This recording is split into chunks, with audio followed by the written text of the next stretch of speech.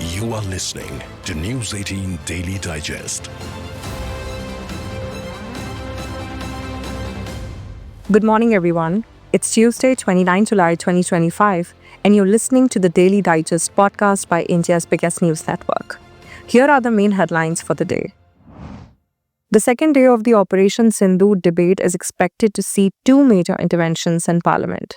After sharp and detailed rebuttals by Defence Minister Rajnath Singh and External Affairs Minister S. Jaishankar on Monday, Home Minister Amit Shah is scheduled to respond at 12 noon today. Prime Minister Narendra Modi is also likely to join the debate, with his intervention expected around 7 p.m. The government has allocated 32 hours in total for this discussion to counter the opposition's narrative over the covert operation. On the first day of discussion, the Defence Minister Rajnath Singh explained the rationale behind the operation, saying, सभ्य मुल्कों के बीच बातचीत होती है अध्यक्ष महोदय, लोकतांत्रिक देशों में बातचीत होती है, पर एक ऐसा देश जिसके वजूद में लोकतंत्र का एक कतरा भी न हो और सिर्फ रिलीजियस फैनेटिसिज्म, टेररिज्म और हेट्रेड अगेंस्ट इंडिया हो, उसके साथ संवाद किसी भी सूरत में नहीं किया जा सकता, क्योंकि टेररिज्म की भाषा जो अध्यक्ष महोदय होती है वह खून, डर और नफरत है, संवाद नहीं। गोलियों की आवाज में संवाद की आवाज दब जाती है। And this is what the foreign minister mentioned in a speech, clearing the air about US President Donald Trump's alleged intervention. Now, on the 10th of May, we received phone calls sharing the impression of other countries that Pakistan was ready to cease the fighting. Our position was, if Pakistan was ready, we needed to get this as a request from the Pakistani side through the DGMO channel. That is exactly how that request came. Now, I want to make two things very clear, sir. One, at no stage in any conversation with the United States was there any linkage with trade and what was going on. Secondly, there was, please listen.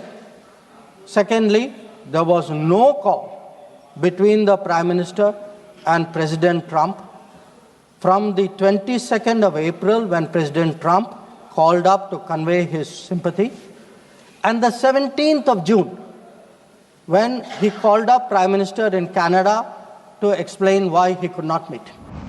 While an official statement is awaited, details are emerging about Operation Mahadev, which was a month-long intelligence-driven mission near Srinagar that culminated with the killing of 3 terrorists. Security sources suggest the operation was based on sustained surveillance and local-level coordination. The identity and affiliations of the militants are yet to be formally released, but this successful strike marks another milestone in the Valley's counter-terror strategy. Expect official confirmation and more clarity on the operation later today. The special intensive revision exercise in Bihar continues to trigger political friction. Even as the Supreme Court is set to resume hearing the batch of petitions challenging the Election Commission's move, the issue spilled over into the parliament. On Monday, the government pushed back against the opposition's demand for a structured debate on the matter. The opposition, however, is expected to raise the issue again today, keeping the political temperature high in both houses. Meanwhile, outside Parliament, the war of words continues, with leaders trading sharp barbs over alleged voter list manipulation ahead of the 2025 Bihar Assembly elections. A Delhi court has reserved its order on the Enforcement Directorate's charge sheet in the National Herald case, particularly the charges against Congress leaders Sonia and Rahul Gandhi.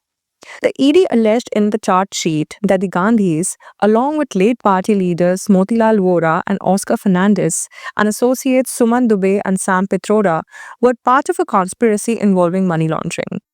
The case revolves around the alleged fraudulent takeover of properties worth 2,000 crore belonging to Associated Journals Limited, which once published the National Herald newspaper.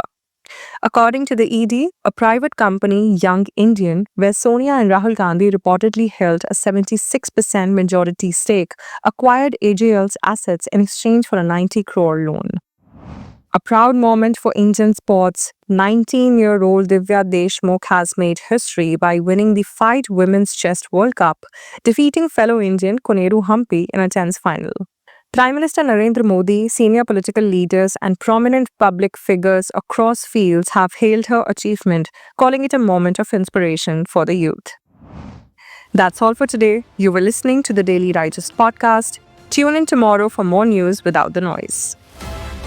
You are listening to News 18 Daily Digest.